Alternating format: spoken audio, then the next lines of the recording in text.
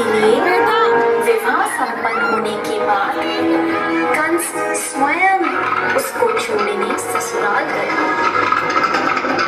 जब वह रथ में जा रहे थे तब बीच रास्ते में उनको आकाशवाणी सुनाई दी। हे दुष्ट कंस, तूने इस धरती पर बहुत पाप किए हैं, इसलिए इस धरती पर से तेरे पाप नष्ट करने के लिए देवकी का 8वां पुत्र जन्म लेगा और वही तेरा विनाश करेगा।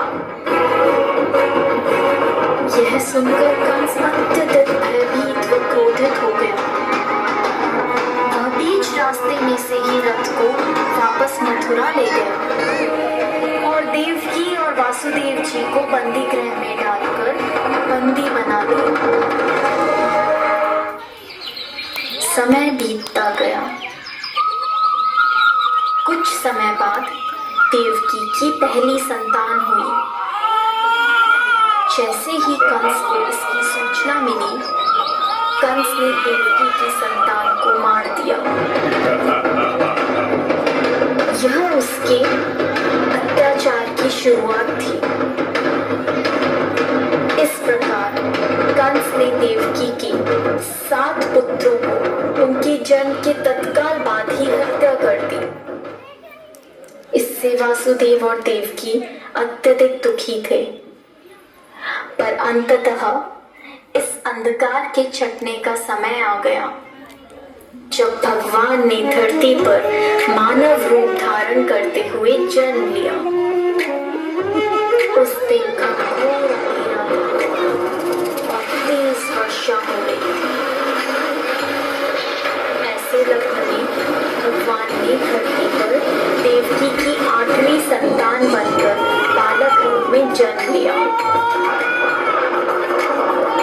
जन्म लेते ही वहां एक दिव्य प्रकाश प्रकट हुआ और उस प्रकाश में से श्री विष्णु भगवान ने अपने पूर्ण अवतार में दर्शन दिए और वासुदेव से कहा, हे वासुदेव, मैंने इस धरती पर कंस जैसे दुष्ट और अत्याचारी मानव का विनाश करने के लिए कृष्ण अवतार में जन्म लिया है।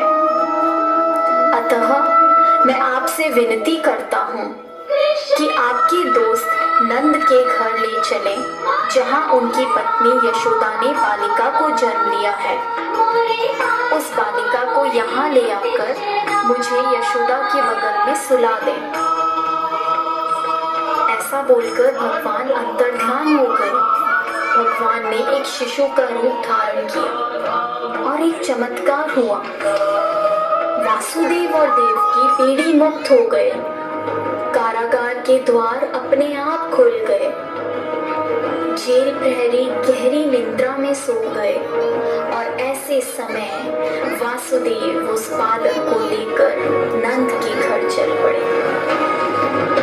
तेज वर्षा के कारण यमुना नदी का बहाव बहुत तेज था, पर यमुना नदी ने वासुदेव और उनके पुत्र के लिए रास्ता बना दिया और शेषनाग ने प्रकट होकर कृष्ण भगवान को अपने फन फैलाकर तेज बारिश से बचाया।